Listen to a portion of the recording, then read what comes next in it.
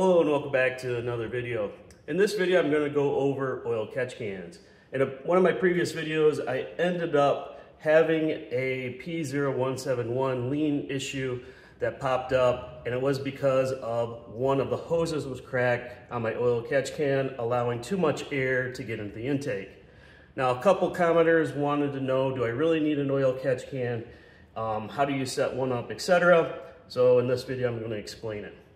Now there is another YouTube channel out there that did a really good job of going over the science of an oil catch can. That was by Engineering Explained. The host is Jason. He did a really good job of going over why you may need one. Now with that said, do you really need to have an oil catch can?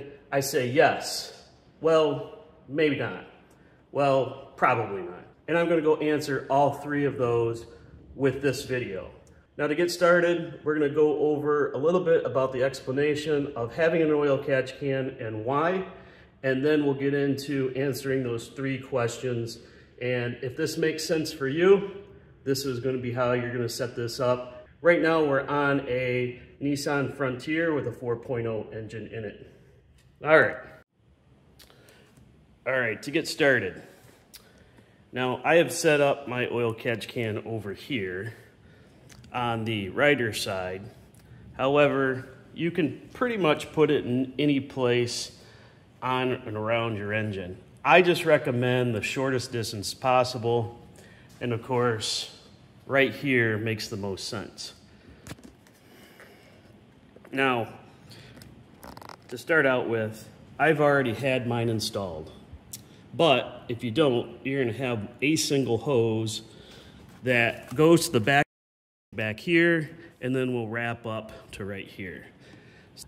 Now currently this is what I have captured from my oil catch can, and as you can see the contaminants are oil and then some water vapor down here, and this is probably 20,000 miles over the approximate 3 to 4 years. I don't drive this truck a lot, but as you can see, this is what I've captured so far. As for the can, there are many different types of cans out there. Some are more complex, some are larger, some are smaller. This one came off Amazon, I believe, for like 20 bucks. But it's a very basic setup, so let's crack this open. It does come with a dipstick. And this can kind of show you about how much is in the can.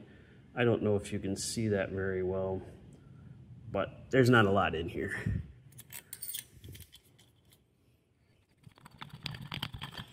This one's made out of aluminum. We'll set that aside for a second. And it's just a can, that's all that's in there. We'll go ahead and dump it out since we're here. That's pretty much it.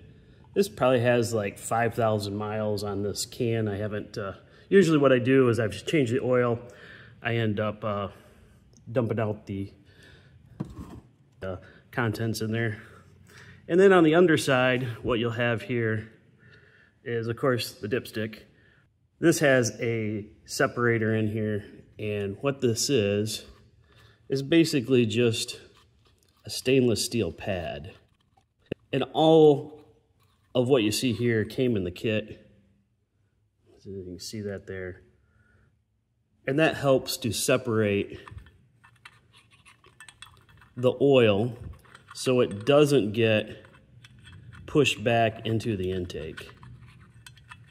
Oh, we'll just leave that there for now. And then you have an outlet and an inlet. And that's just about it of what comes in that kit. The only thing that I ended up doing or having to do is finding a mount point for the can, and then I had to create my own bracket here, which just sits and clamps onto the side of the intake, something like that. But I mean, you can make a bracket on any of these plastic covers. Just be careful, these are electrical covers. You don't want to drill into the intake, of course, but others have made their own brackets, etc. Now, since I've already put everything together, this is going to be easy, but it's really going to be easy if you're just starting from scratch too. So Just remember there's an outlet and an inlet. Slide this over.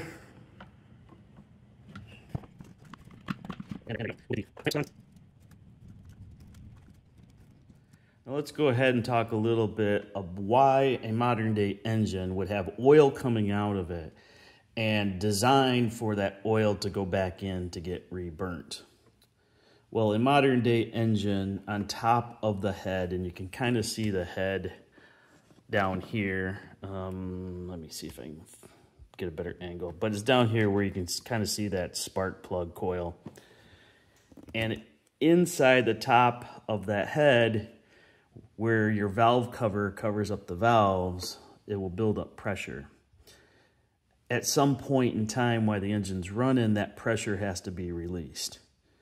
That pressure inside the top of the head gets released through a PCV valve, a positive crankcase valve.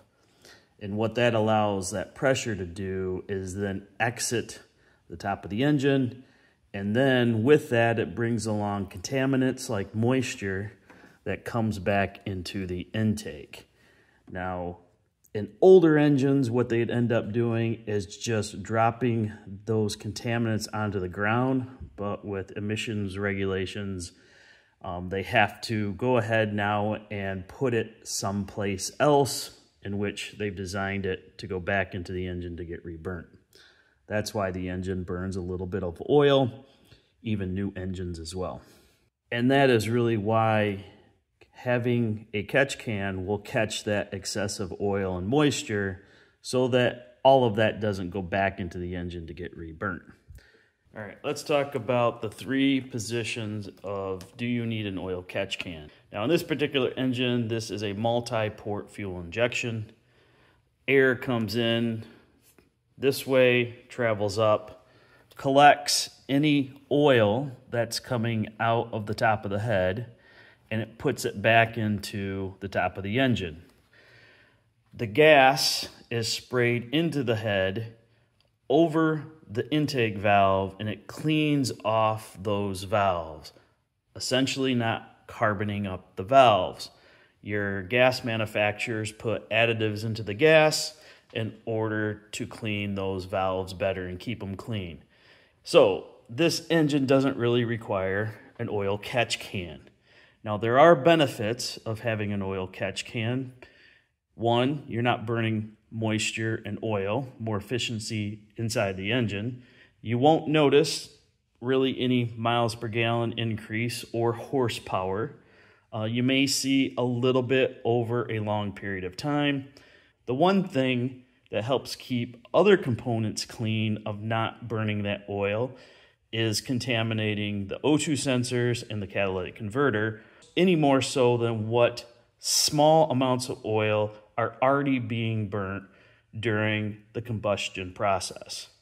If you're like me and you want to keep your engine more efficient, maybe even improve the longevity of your catalytic converter and your O2 sensors, then I would say, you may want to consider putting an oil catch can in. The only thing that you have to remember to do is to do maintenance, dump that oil out, and like I said, I recommend doing it every time you change the oil. So that gives you a little bit of background of, no, you really don't need it, but you might want to use it on an engine or a multi-port fuel injection engine like this. Now, if you come over here to this Mazda 2.5, this is a direct injection engine. Now, on this engine, the gas is not being sprayed over the intake valves, so it's not cleaning the intake valves. The gas is injected directly into the cylinders. That is actually more efficient, but unfortunately it does carbon up the valves. Now, I haven't heard too many people having many problems with this Mazda 2.5 engine in it, specifically with carboned up valves, losing compression, etc. But I have also seen people having to clean their valves and going through a process that blasts the valves off with either like a dry ice or coconut shells or some type of media. In this case, I'd recommend having an oil catch can on this type of engine. Do I have an oil catch can? No, I do not have one as of right now. This engine has about 70,000 miles on it, whereas my Nissan has approximately 60,000 miles on it. All right, we're gonna wrap up this video. Hopefully you appreciated the information I provided about having an oil catch can. If you have any questions, go ahead and put them in the comment section below. If you like this video, give me a thumbs up. Hey, better yet, subscribe and you get the latest notifications when new videos come out. Appreciate your support. Have a great day, and we'll see you in the next video.